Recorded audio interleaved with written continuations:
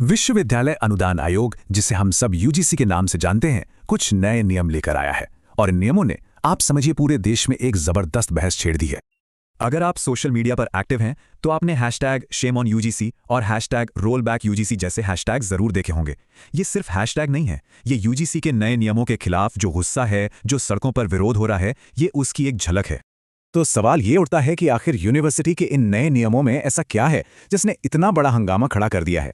आज हम इसी सवाल की तह तक जाएंगे और पूरे मामले को समझने की कोशिश करेंगे। तो चलिए, इस पूरे विवाद को समझने के लिए सबसे पहले ये जानना जरूरी है कि ये नियम बनाने वाली संस्था यानी यूजीसी आखिर है क्या। देखिए, यूजीसी को आप भारत में हायर एजुकेशन का सबसे बड़ा रेगुलेटर समझ सकते हैं।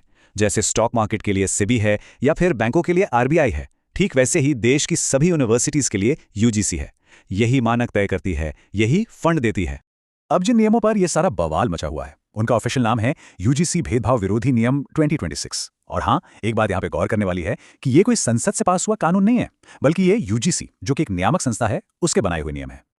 और इन नियमों को बिल्कुल भी हल्के में नहीं लिया जा सकता। अगर कोई यूनिवर्सिटी इनका पालन नहीं करती है तो सोचिए, उसकी मान्यता तक रद्द हो सकती है, सरकार से मिलने वाला पैसा रुक सकता है और तो और छात्रों की डिग्री भी रोकी जा सकती है। लेकिन सवाल यह है कि इतने सख्त नियम बनाने की जरूरत आखिर पड़ी ही क्यों। दरअसल इसके पीछे कुछ बहुत ही दुखद और दर्दनाक घटनाएं हैं। इस पूरे मामले की जड़ें रोहित वेमुला और डॉक्टर पायल तडवी की आत्महत्याओं से जुड़ी हैं। इन दोनों ही मामलों ने कैंपस में होने वाले जातिगत भेदभाव के मुद्दे को पूरे देश के सामने लाकर खड़ा कर दिया था। इसके बाद इनके परिवार वालों ने सुप्रीम कोर्ट का दरवाजा खटखटाया और फिर सुप्रीम कोर्ट ने ही यूजीसी को निर्देश दिया कि इस तरह के भेदभाव को रोकने के लिए ठोस नियम बनाए जाएं। तो अब आप सोच रहे होंगे कि अगर सुप्रीम कोर्ट के कहने पर नियम बने हैं तो फिर इस पर विवाद क्यों हो रहा है। तो चलिए, अब इस विवाद की असली जड़ को समझते हैं। यहीं पे आकर पूरा मामला दो हिस्सों में बढ़ जाता है। एक तरफ यूजीसी का कहना है कि ये नियम एससी, एसटी और ओबीसी छात्रों को जनरल कैटेगरी के छात्रों से होने वाले भेदभाव से बचाने के लिए है। लेकिन दूसरी तरफ जो लोग इसकी आलोचना कर रहे हैं, उनका तर्क ये है कि ये नियम पहले से ही ये मानकर चलते हैं कि भेदभाव सिर्फ एक ही तरफ से होता है और इससे इन नियमों के गलत इस्तेमाल का खतरा बढ़ जाता है। आलोचकों का जो सबसे बड़ा और मुख्य तर्क है वो यही है। उनका कहना है कि नियमों की बुनियाद ही इस धारणा पर रखी गई है कि भेदभाव करने वाला सिर्फ जनरल कैटेगरी का ही कोई व्यक्ति हो सकता है, जो कि जमीनी हकीकत से शायद मेल न खाता हो। और यहीं से डर पैदा होता है कि इन नियमों को एक हथियार की तरह भी इस्तेमाल किया जा सकता है। जैसे मान लीजिए, कोई टीचर किसी स्टूडेंट पर कोई अनुशासनात्मक कार्रवाई करता है, तो हो सकता है कि वो स्टूडेंट बदला लेने के लिए टीचर पर भेदभाव का झूठा आरोप लगा दे। तो सवाल ये उठता है कि ऐसे झूठे आरोपों से बचाने के लिए क्या कोई मैकेनिज्म है। वैसे यूजीसी ने शिकायत के निपटारे के लिए एक बहुत ही तेज सिस्टम बनाया है। छात्र ऑनलाइन शिकायत कर सकते हैं।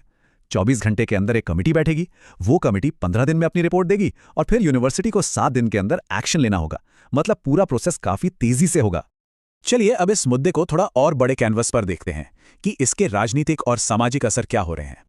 एक एंगल ये भी सामने आ रहा है कि इन नियमों के पीछे कहीं वोट बैंक की राजनीति तो नहीं है। कुछ लोगों का यह आरोप है कि उत्तर प्रदेश जैसे बड़े राज्यों में चुनाव आने वाले हैं, तो हो सकता है कि ये एससी, एसटी और ओबीसी वोटों को एक साथ लाने की कोई रणनीति हो।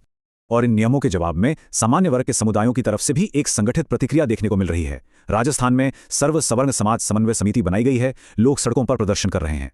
वो जेएनयू और बीएचयू की दीवारों पर लिखे गए ब्राह्मण विरोधी नारों का उदाहरण देकर ये कह रहे हैं कि भेदभाव दूसरी तरफ से भी होता है।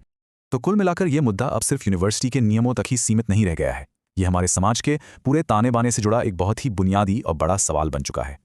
और अंत में हम एक बहुत ही जरूरी सवाल के साथ आपको छोड़ जाते हैं। कैंपस में समानता लाने की कोशिश तो बहुत अच्छी है, लेकिन इस कोशिश में हम ये कैसे सुनिश्चित कर सकते हैं कि समाज में जो विभाजन की रेखाएं पहले से मौजूद हैं, वो और भी गहरी ना हो जाएं? ये एक ऐसा सवाल है जो न्याय और सामाजिक सद्भाव के बीच एक बहुत ही नाजुक संतुलन की मांग करता है।